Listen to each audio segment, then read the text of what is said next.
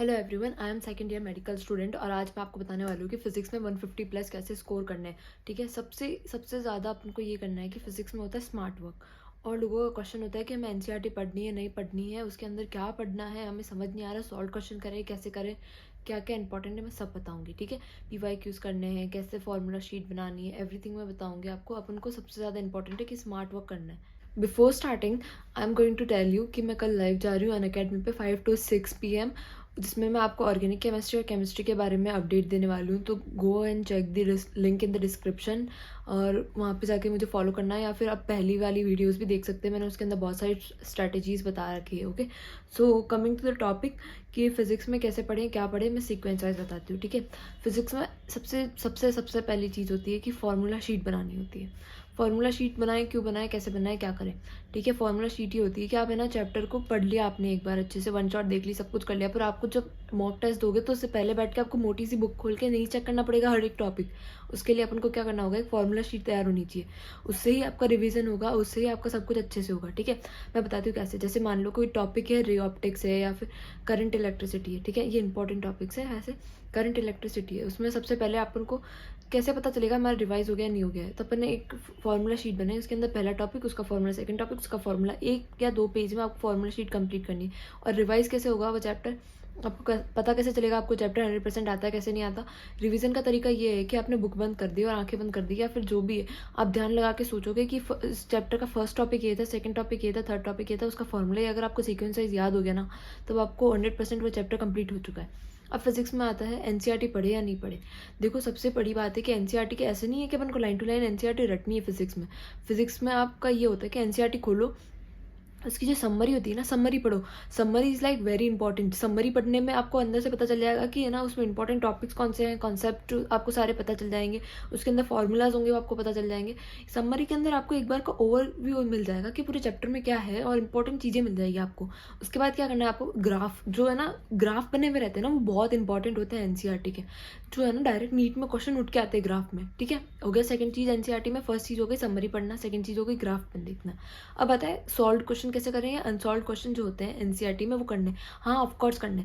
Solve question में ये होता है कि उसमें बहुत लंबे पेज का पूरा दे रखा होता है, पर सॉल्व क्वेश्चन में अपन को नीट में क्विक करने होते हैं क्वेश्चन।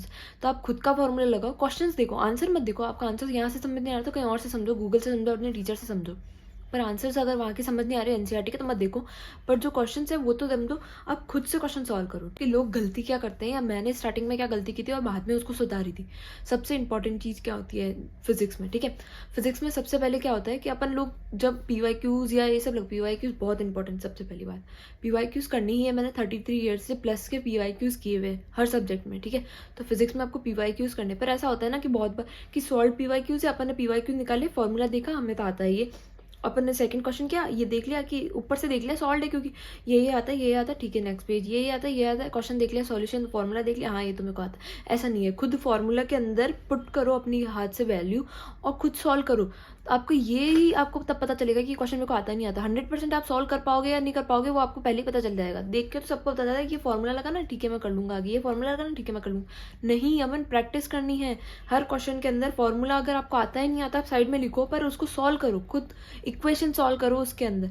तब आपका सबसे बेस्ट ऑप्शन यही आएगा कि आपको फिर पक्का हो जाएगा कि मेरे को आता ही आता है। ठीक है, ऐसा बहुत गलती करते हैं कि सॉल्व है, देख लिया फॉर्मूला, देख लिया नेक्स्ट पेज, बहुत गलती करते हैं। एनसीईआरटी की भी बहुत लोग गलती करते हैं कि एनसीईआरटी तो बिल्कुल छोड़ ही देते हैं। एनसीईआरटी करो, पीवाईक्यूज करो, फॉर्मूला शीट बनाओ।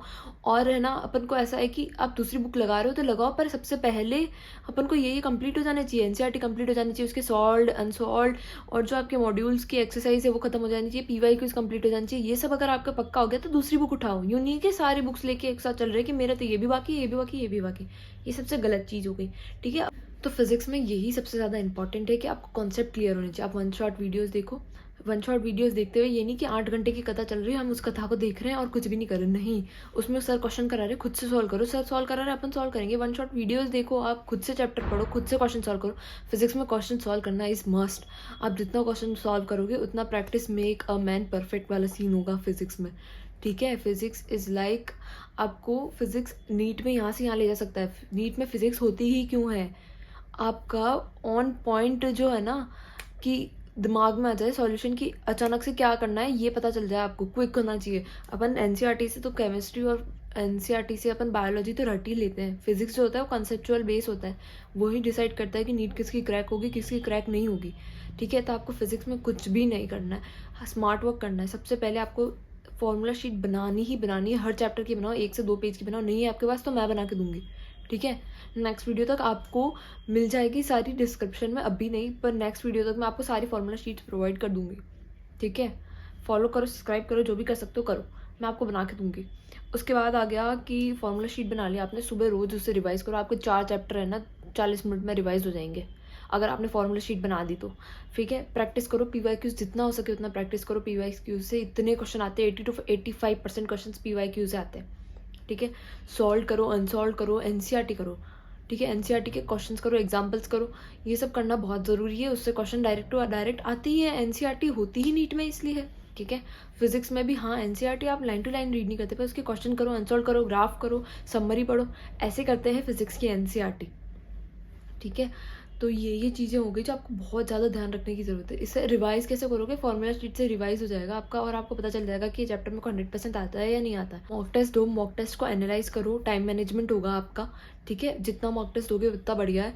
मॉक टेस्ट देना इज लाइक कि मॉक टेस्ट डिसाइड नहीं कर रहा है अपन को, मॉक टेस्ट से डर के नहीं जाना है। और हमेशा ज़रूरी नहीं है कि मॉक टेस्ट में अपना 100% सिलेबस कंप्लीट हो नहीं हो।